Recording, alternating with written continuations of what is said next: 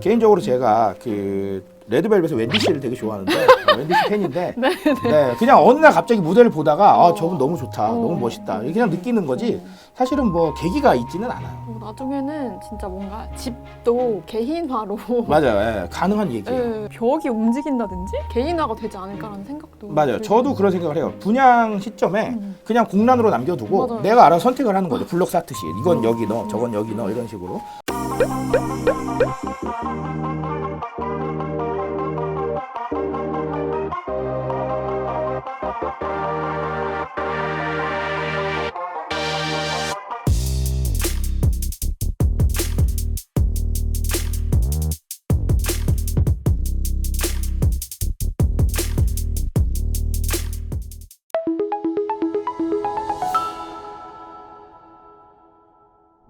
보면은 이제 팬슈머에 대해서 이제 이야기를 또 해주셨어요. 아, 네, 이제. 팬슈머, 네네. 네네, 팬슈머에 대해서 이제 모르시는 분들도 있을 것 같아서 제가 좀 책에서 읽은 걸 토대로 잠깐 설명을 해드리자면 이제 팬의 역할을 해주는 의미 있는 소비자라고 하네요. 그래서 이제 팬슈머가 되게 중요하다고 말씀을 해주셨는데 혹시 작가님은 어떤 제품의 팬슈머이신지? 네, 뭐 팬슈머라고 하면 사실은 네 맞아요. 의미 있는 소비자죠. 네, 그리고 소위 말해서 기본 이상은 담당해 주시는 분들이죠. 왜냐하면 우리가 뭔가를 내면 달려오실 분들. 네, 말하자면 유튜브 채널로 보면 알림 설정을 해놓으신 분들. 네, 이런 분들이겠죠. 저는 그렇습니다. 저는 사실 이 희대의 논쟁거리를 항상 살고 있었는데 그게 뭐냐면 제 학창 시절에 저희 이제 그 당시에 나이키와 아디다스라는 그 꺼지지 않는 불꽃, 지금도 꺼지지 않는 불꽃이 있었죠. 도대체 어느 쪽이 더 나은 것인가 이런 얘기들. 신발 사오면 서로 신발 신고식하고 막 밟는다고 난리를 치면서 나이키파와 아디다스파로 나뉘어서 늘 싸웠던 기억이 나는데 저는 그때부터 아디다스파였습니다. 저는 나이키. 네, 그래서 그래서 아디다스 저는 개인적으로는 팬슈머라고 하면 저는 아디다스 스탠 스미스를 엄청 좋아하는 사람이기 때문에 뭐 운동화를 모으지는 않습니다만 굉장히 많이 가지고 있습니다. 그래서 신는 것도 있고 그냥 소장고에 넣어놓은 것도 있고 그래서 그런 부분인데 사실은 아주 중요한 거라고 봐요. 왜냐하면 이걸 가지고 우리가 단순히 팬이구나 아니면 좋아하는구나 이런 걸 떠나서 사실 팬이면은 이 제품을 사거나 이 콘텐츠를 내가 얻게 되면 이거 인증하고 싶거든요. SNS에 너무 올리고 싶거든요. 그쵸. SNS에 너무 올리고 싶은데 그 SNS에 올리는 게 사실은 다 바이럴이잖아요. 맞아요. 어떻게 표현하면 우리가 인스타그램에 광고 붙여가지고 아니면 페이스북에 광고해서 이걸 진행을 했어야 되는데 그 도달을 대신 찍어주는 분들이잖아요. 맞아요. 그러니까 팬슈머는 아주 중요한 존재고 앞으로 기업들도 굉장히 많이 주목을 하지 않을까. 과거에는 사실은 엔터테인먼트 업계에서 많이 주목을 했죠. 우리 팬클럽이라는 개념, 그렇죠? 그런 개념으로 주목을 했는데 앞으로는 일반 업계에서도 많이 주목을 하지 않을까라고 생각을 하고 있어요. 왜 아디다스예요? 왜 아디다스? 뭐 아디다스가 느낌이 있잖아요. 저는 느낌이 있다고 생각을 해요. 그 니트한 느낌, 깔끔한 그 느낌이. 뭐 나이키를 좋아하시는 분들은 또 나이키 나름의 감성이 있는데 아디다스 좋아하시는 분들은 또 아디다스 나름의 그 니트하고 깔끔한 감성, 그게 아닐까. 테니스 슈즈 같은 그 느낌, 그런 느낌인 것 같습니다. 저희 이제 PD님이 그 아디다스가 왜 좋냐고 작가님한테 물어보셨는데 저는 이게 좀 잘못됐다고 생각하는 게 좋아하는 데는 이유가 없거든요. 맞아요. 저도 그렇게 생각해요. 특정 아이돌 좋아하는데 이유가 있나요? 그럼요. 없죠. 그 원래 좋아하는 데는 이유가 없습니다. 그렇죠. 맞아요. 뭔가를 보고 딱 꽂힐 거 아니에요? 그렇죠. 그 꽂히는 느낌이 있어요. 꽂히는 느낌이 있는데 필링. 맞아요. 그 순간은 사실은 이해를 못하는 거죠. 왜냐하면 개인적으로 제가 그 레드벨벳의 웬디 씨를 되게 좋아하는데 웬디 씨 팬인데 그냥 어느 날 갑자기 무대를 보다가 저분 너무 좋다, 너무 멋있다 이렇게 그냥 느끼는 거지 사실은 뭐 계기가 있지는 않아요. 그냥 어느 날 그냥 불현듯이 싹 들어오는 거죠. 뭐 사랑에 빠지는 데는 3초면 충분하다고. 맞아요. 그 무대 보면은 진짜로 맞아요. 덕질을 하게 되는 그 계기는 정말로 몰라요. 모르는 거예요. 레드벨벳 웬디 씨 보고 계신다면. 이번 작가님은 그 아디다스와 웬디 씨의 팬슈머이신 걸로. 그렇게 정리하는 걸로 하시죠. 그렇게 정리하고 넘어가도록 하겠습니다. 이제 파트 4에 보면은 이제 큐레이션에 대한 이야기를 해주셨어요. 네, 맞습니다. 개인화와 경제성의 양면적 매력이라고 하시면서 이제 요즘에는 정보가 너무 많이 쏟아져 나오잖아요. 네, 그렇죠. 아무래도 빅데이터의 시대다 보니까 그래서 이제 정보를 깔끔하게 정리해서 새로운 의미를 설정하는 작업인 큐레이션의 시대가 왔다라고 이제 진단을 해주셨어요. 네, 네. 저도 되게 이제 정보의 바다에서 길을 잃었다라는 느낌을 받을 때가 많은데 네, 네. 또 넷플릭스에서 뭐 볼지 고민하다가 결국 꺼버린다라는 글이 되게 많은 공감을 맞아요, 그렇죠. 네, 얻은 걸 본 적이 있는데요. 네, 네. 그래서 이렇게 큐레이션 되어 있는 것들이 확실히 끌리긴 한 것 같아요. 근데 오히려 큐레이션이 너무 많다 보니까 오히려 이제 큐레이션이 지친다. 이런 경우에는 좀 어떻게 대처하는 게 뭔가 새로 리프레시 할 수 있을까? 약간. 아주 어려운 질문이고, 되게 아주 어려운. 어려운 질문이고. 네, 좀 길게 한번 빌드업을 쌓아봤습니다. 네, 일단은 기업이나 기관 입장에서는 사실은 큐레이션 활용을 많이 아직까지 안 하셨을 거예요. 저는 그렇게 생각을 해요. 그래서 기업과 기관은 아직도 후레쉬하다고 저는 생각을 합니다. 근데 다만 말씀해 주신 것처럼 빅데이터를 활용하고 있는 이미 뭐 그쵸? 음원이나 OTT나 이런 데는 지루할 때가 됐습니다. 사실 지루할 때가 돼서 이제 저는 사실은 뭐 조금 다소 조금 애매한 대답이 될 수도 있기는 한데 초개인화라는 단어가 있어요. 네. 개인화를 넘어서 초개인화다 이렇게 얘기를 하는데 더 개인. 맞아요. 그렇기 때문에 저는 앞으로는 큐레이션 자체가 사실은 개인화를 위한 거였잖아요. 개인화를 위한 거였는데 말하자면 인터페이스까지 다 개인화를 시켜야 된다고 저는 생각하는 사람이에요. 그러니까 예를 들면 우리가 맞춤형 프로필을 설정을 해놓으면 단순히 들어갔을 때 내 추천 영상만 뜨는 게 아니라 정말 프로필까지 전부 다 내 맘대로 모든 요소를 다 내 맘대로 그리고 뭐 실제로 뭐 탭이 있잖아요. 예를 들면 뭐 새로 나온 영상 뭐 이런 탭들이 다 있는데 그 탭도 내가 그냥 알아서 옮길 수 있는 거예요. 그런 식으로 아마 초개인화가 돼야 되지 않을까라고 생각을 하고요. 실제로 제가 지금 되게 웃긴 얘기를 하고 있다라고 생각을 하실 수도 있는데 금융권에서는 이미 하고 있어요. 금융권에서는 UI를 본인이 맞출 수 있거든요. 그런 상황이기 때문에 이거는 뭐 웃긴 얘기가 아니라 실제로 컨텐츠를 공급하는 사람들도 굉장히 신경을 좀 써야 되지 않을까라고 생각을 하고요. 실제로 삼성전자 보시면 아시겠지만 비스포크 내면서 진짜 초개인화 시대에 이미 돌입을 했어요. 맞아요. 모든 코스라던가 모든 색깔 뭐 다 맞춰주거든요. 물론 삼성이라서 그럴 수 있겠다 이렇게 생각을 할 수도 있지만 앞으로 저는 10년, 20년 내에 모든 기업들이 다 그렇게 갈 것이라고 저는 보고 있습니다. 왜냐하면 이미 익숙해져 있거든요. 아까도 말씀드렸지만 내 취향이나 내 생각을 반영하는 데 익숙해져 있는데 그걸 반영하지 못하면 아마 안 사고 싶을 거예요. 그래서 되게 지금은 애매한 얘기가 될 수도 있지만 아마 10년, 20년 내에는 기준이 되지 않겠느냐. 저는 이렇게 생각을 하고 있습니다. 나중에는 진짜 뭔가 집도 뭔가 개인화로 맞아요. 가능한 얘기예요. 뭔가 벽이 움직인다든지 해서 뭔가 아파트도 진짜 개인화가 되지 않을까라는 생각도 맞아요. 들고. 저도 그런 생각을 해요. 분양 시점에 그냥 공란으로 남겨두고 맞아요. 내가 알아서 선택을 하는 거죠. 블록 쌓듯이. 이건 여기 넣어, 저건 여기 넣어 이런 식으로. 실제로 그런 모델링을 한대요. 모델링을 하고 이 요즘은 이제 메타버스가 있잖아요. 그쵸. 메타버스 내 공간 만들어 놓고 여기엔 이거 이렇게 한다고 하더라고요. 근데 그게 조금 더 업그레이드가 된다면 이제 그런 식으로 가게 되겠죠. 네. 근데 작가님 말대로 진짜 그렇게 초개인화가 돼서 뭔가 인터페이스 UI 같은 것도 제 마음대로 맞춘다면 확실히 그 안에서 보내는 시간도 훨씬 길어질 것 같아요. 그냥 보기만 해도 좋잖아요. 맞아요. 내 마음대로 꾸민 거? 그게 보기만 해도 좋으니까. 맞아요. 그게 너무 중요한 게 사실 저는 애플 제품을 씁니다. 애플 제품을 되게 좋아하는 사람인데 그럼에도 불구하고 애플이 치명적으로 조금 아쉽다라고 하는 게 사실 UI잖아요. 그쵸. 약간 좀 자기 의견을 조금 반영하기가 좀 어렵다라는 거기 때문에 애플을 좋아하시는 분들도 실제로 그렇게 얘기를 하는데 사실 내 걸 내가 반영한다? 이건 진짜 재미난 일이 될 것 같기는 해요. 저는 개인적으로.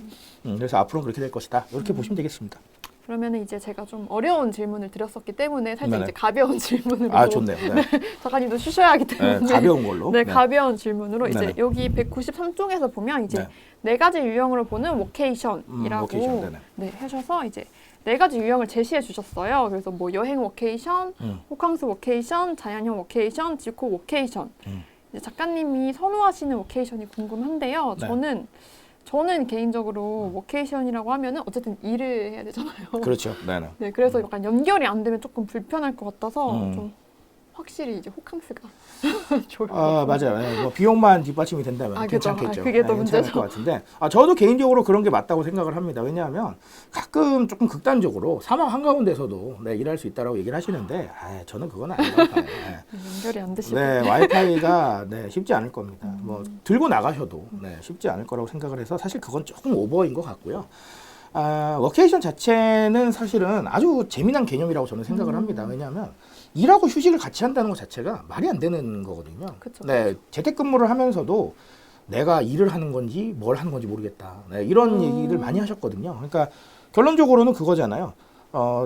점심시간은 어느 정도 구분이 돼야 되는데 재택근무를 맞아, 하고 있으면 맞아, 뭐가 맞아. 뭔지도 모르겠고 이게 애매한 이런 것들. 그러니까 업무하고 휴식도 사실은 같이 하면 그렇게 될 거라고 생각을 해요. 예, 그래서 이게 참 애매하고 참 어려운 개념인데 이 개념을 실제로 또 사용을 하고 있거든요. 그게 저는 굉장히 흥미롭고요. 근데 다만 이제 방금 말씀을 주셨다시피 환경 자체는 조금 마련이 돼야 된다고 생각을 해요. 어딜 가서 일은 하는 건 상관이 없으나 물론 우리는 IT 강국이니까 그죠. 네, 어딜 가나 와이파이가 그렇지만 해외로 나가게 되면 또 사실 그렇지는 않거든요. 그래서 그런 부분들이 좀 있다 보니까 워케이션의 선결 조건은 일단 환경이 돼야 되지 않을까라고 생각을 하고요. 앞으로는 저는 이런 형태가 더 많아질 것이다라고 조심스럽게 생각을 하는 사람이에요. 왜냐하면 우리가 이미 몇몇 업계는 봤어요. 뭐를 봤냐면 그렇게 일해도 전혀 생산성에 문제가 없다는 걸 이미 봤거든요. 네, 그래서 그리고 또 MZ세대 분들은 목표 지향형이잖아요. 그죠, 목표 그죠. 지향형이기 때문에 예를 들면 내일 모레까지 이거 끝내줘라고 하면은 그 과정은 어찌 됐던 간에 그거 끝내면 되는 거잖아요. 앞으로 그런 분들이 조직 문화를 좀 끌어간다라고 생각을 하면 워케이션은 앞으로도 괜찮은 개념이지 않을까라고 생각을 합니다. 근데 다만 말씀 주셨던 것대로 환경에 대한 부분은 한 번쯤은 고려해야 되지 않을까? 네, 이렇게 생각은 하고 있습니다. 근데 작가님은 책을 쓰시잖아요. 네네. 그럼 혹시 책을 쓰실 때는 주로 어디에서 쓰시는지? 책을 쓸 때는 제 반지하 골방에서 쓰고 있습니다. 제 개인적으로 작업실이 있기 때문에 작업실 겸 스튜디오가 제가 조그만한 게 하나 있습니다. 그래서 네, 스튜디오니까 반지하에 만들었는데 네, 평소에는 아주 조용해요. 아주 조용하기 때문에 책 쓰기엔 매우 좋죠. 그래서 저는 개인적으로 외부에서 책을 쓰는 스타일은 아닙니다. 조용하는 게 좋습니다. 저는 그래서 네, 뭐 말하자면 집이겠네요. 네, 그렇게 되겠네요. 네. 근데 코로나19 때문에 이제 기업들이 재택근무도 많이 시작하게 되면서 네네. 이제 코로나19가 살짝 좀 사실 유행이 주춤해졌기보다 약간 둔감해졌어요. 맞아요. 네, 그렇게 둔감- 보시는 게 맞을 것 같아요. 네네. 둔감해질 시기가 됐잖아요. 네네. 그럼에도 불구하고 재택근무를 하는 그런 회사들도 늘어나고 있다고 하더라고요. 맞아요. 네, 업계마다 조금 다르긴 하지만 네, 좀 그런 업계도 많다고 저도 들었어요. 네. 저희 대표님도 참고해 주셨으면 좋겠네요. 이거 보고 계시면 네, 워케이션 좀 네. 네. 작가님이 이전에 메타버스에 관한 이야기를 써주셨잖아요. 맞아요, 맞습니다. 네. 네, 그래서 이 책에서도 이제 곳곳에 메타버스에 관한 이야기가 네. 조금씩 등장하더라고요. 네, 조금씩 들어가 있어요. 맞아요. 네. 사실 이제 아직까지 좀 어린 세대에게 메타버스는 뭐 제페토나 뭐 로블록스 이런 것 때문에 조금 익숙해져 있는 것 같은데 네. 사실 뭐 2030에게 메타버스는 그렇게까지 익숙하진 않은 것 같아요. 맞아요. 네, 저도 그렇게 봅니다. 네. 저 이제 개인적으로 이제 메타버스에 관심이 좀 많아서 뭐 책도 몇 권 읽어보고 그 로블록스가 그 상장하면서 그 주식이 급등했었거든요. 맞아요. 네, 그때 관심이 좀 가서 있었습니다. 네. 네, 그때 급등했었었죠. 지금은 네, 뭐 맞아요. 아니지만. 네, 네, 아무튼 그때 좀 관심이 생겨서 책도 읽어보고 했는데 메타버스가 뭐 영화나 드라마가 아닌 진짜 실제 우리 생활에서 자리 잡으려면 어느 정도 시간이 걸리고 이제 메타버스가 진짜 확실한 트렌드로 자리 잡으려면 어떤 점이 중요할지. 네. 개인적으로? 일단은 글쎄요. 참 이거 어려운 질문이에요. 네. 어려운 질문이에요. 쉬운 질문 아까 했으니까. 네. 시간이 오래 걸릴 겁니다. 네, 저는 뭐 이거를 어떻게 절대적인 수치로 말씀은 못 드릴 것 같아요. 시간은 오래 걸릴 거고요. 근데 선결 조건들이 몇 가지 있을 거예요. 말씀하셨다시피 2030은 그렇게 익숙하진 않아요. 이게 무슨 얘기냐면 메타버스 공간 내에서 뭐 신입사원 교육도 하고 뭐 아니면 회의도 하고 이렇게 하는데 완전히 분리된 느낌이 드는 거예요. 그러니까 아바타로 들어가는 있는데 나는 거기 없잖아요. 그러니까 이게 완전 분리되어 있는 느낌이. 나는 맞아요. 예, 그런 느낌이 들어서 사실은 선결 조건 1번은 몰입도라고 생각을 합니다. 몰입도가 몰입도. 진짜로 내가 들어가 있는 그러니까 이 현실과 가상 공간을 구분하지 못할 정도로 사실은 몰입도가 좋아야 되는데 그 몰입도를 높이기 위해서 많은 노력을 하고 있지만 특히나 메타가 열심히 하고 있지만 사실 메타도 쉽지 않은 노력인 것 같아요. 진짜 열심히 하는데 네. 아직까지는 결론을 못 본 것 같은 그런 느낌이라서 근데 메타가 그렇게 열심히 하고 있으니까 언젠가는 희망이 보이지 않을까요? 저는 그렇게 생각을 하고요. 그리고 두 번째는 사실은 접근성이라고 봐요. 여기서 접근성이라는 건 이제 돈의 문제인데요. 비용이 아직까지는 사실 만만치가 않아요. 몰입감 높은 기기나 이런 것들이 만만치 않은 비용을 가지고 있기 때문에 우리가 생각을 해보면 게임 콘솔이 처음 나왔던 시대에는 게임기가 가격이 만만치 않았어요. 만만치 맞아요. 않고 사실은 저도 어렸을 때 아버지한테 콘솔을 사달라고 하면서 되게 어렵게 얘기를 했던 것 같아요. 왜냐하면 이게 월급 받으시는 아버지한테 부담되는 가격이라고 생각을 했었거든요. 제 그 어린 마음에도. 근데 뭐 지금도 콘솔이 뭐 엄청 싸진 않지만 그래도 과거보다 많이 대중화된 게 사실 그 사이에 콘솔 가격이 네, 많이 대중화가 됐기 때문에 예, 사실은 가능했던 거라고 보거든요. 마찬가지입니다. 사실 디지털 카메라 같은 경우도 뭐 지금 디지털 카메라를 기기로 따로 사용을 하시거나 촬영용으로 사용하시는 분들도 계시지만 과거에는 진짜 비쌌어요. 과거에는 진짜 비쌌고 소위 우리가 레트로로 돌아가자면 그 지금은 그렇게 분리해서 안 쓰지만 MP3 플레이어가 처음 나왔을 때도 엄청 비쌌습니다. 예, MP3 4곡 들어가는데 30만 원 막 이랬어요. 예, 말도 안 되는 가격이었죠. 그 시대. 예, 그 시대요. 근데 그게 이제 대중화가 되면서 사실 핸드폰 안으로 들어갔고 그쵸. 자, 이런 과정을 거치면서 굉장히 긴 시간 동안 사실은 대중화가 된 거거든요. 그러니까 메타버스도 사실 그럴 거라고 저는 생각을 합니다. 그래서 어떻게 보면 타이밍은 좀 길게 봐야 될 것 같고요. 방금 말씀드렸다시피 몰입도가 좀 올라가서 내가 진짜 현실에 있는지 가상 공간에 있는지 모를 정도로 네, 이런 정도로 좀 올라간다면 좋을 것 같고요. 두 번째는 가격. 네, 가격이 일반 사람들도 접근을 할 수 있을 정도로 그러니까 개발자분들이나 꼭 이런 분들만 접근하지 말고 저 같은 사람도 접근할 수 있도록 그렇게 대중화가 돼야 되는 게 선결 조건이 아닐까 이렇게 생각을 하고 있습니다. 오늘 작가님 모시고 좀 재미있게 이렇게 책 소개랑 이제 책에 대해서 이야기를 해보려고 했는데요. 책을 다 읽어봤는데 되게 쉽게 쓰여져 있어가지고 되게 술술 읽히더라고요. 그래서 어렵지가 않아서 이제 마케터 아니라 다른 분들도 한번 읽어보셨으면 좋을 것 같고 작가님께서도 이제 책 한번 어필 타임 네, 드리겠습니다. 뭐 저는 책을 항상 네, 쉽게 쓰고 있습니다. 사실은 그 쉽게 쓴다는 게 제가 쉽게 쓴다는 뜻은 아니고요. 네, 아무래도 읽어보셨을 때 그냥 빠르게 이해를 하셨으면 좋겠다. 뭐 그런 생각을 합니다. 사실 저희가 뭐 쇼폼의 시대다 뭐 이런 얘기도 있는데 요즘은 직관적인 정보거든요. 네, 좀 해석을 하는 것도 중요하겠지만 내 관점에서 바로바로 받아들일 수 있는 정보가 중요하기 때문에 네, 그런 관점에 의거해서 너무 어려운 용어는 안 쓰고요. 최대한 쉽게 네, 적었습니다. 그래서 말씀해 주셨듯이 마케터 분들도 당연히 읽어보시면 좋을 거고요. 꼭 그렇지 않더라도 일반적으로 우리 지금 트렌드를 좀 이해하고 싶으신 분들이거나 아니면 혹시 뭐 취업을 준비하고 계시거나 네, 나중에 면접 가서 하실 수 있는 얘기가 굉장히 늘어날 겁니다. 네, 그래서 그런 부분들이나 아니면 기성세대 분들인데 조금 MZ세대 좀 이해하고 싶다. 네, 이런 분들도 읽어주시면 아마 조금 도움이 되시지 않을까 이렇게 제가 말씀을 드리게 가겠습니다. 그러면 요즘 소비 트렌드 많이 읽어주시고 저희 마케팅 학교도 많은 사랑 부탁드리고 저희 작가님이랑 저도 많은 사랑 부탁드리겠습니다. 네, 저는 근래에 좀 책 빨리 작업해서 다음 책으로 다시 한번 또 돌아오도록 하겠습니다. 네, 작가님 다음 책 나오시면 저희가 또 어렵게 다시 모셔볼 수 있도록 노력하겠습니다. 네, 그렇게 하시죠. 네, 네, 지금까지 AMPN 글로벌 박화경. 네 노준영이었습니다. 네, 감사합니다. 감사합니다. AMPM 글로벌을 더 알고 싶나요? 저희 AMPM 글로벌은 훌륭한 마케터님들과 언제나 광고주님들을 기다리고 있습니다. 정확한 데이터 분석은 물론 1:1 맞춤 컨설팅을 통해 광고주님의 사업 성공을 도와드리겠습니다. 네이버에서 AMPM 글로벌을 검색 또는 마케팅 인사이드를 통해서 수많은 정보를 확인하실 수 있습니다. 아래 링크 혹은 전화번호로 연락 주시면 친절한 상담 도와드리겠습니다. 디지털 온라인 광고는 언제나 AMPM 글로벌과 함께.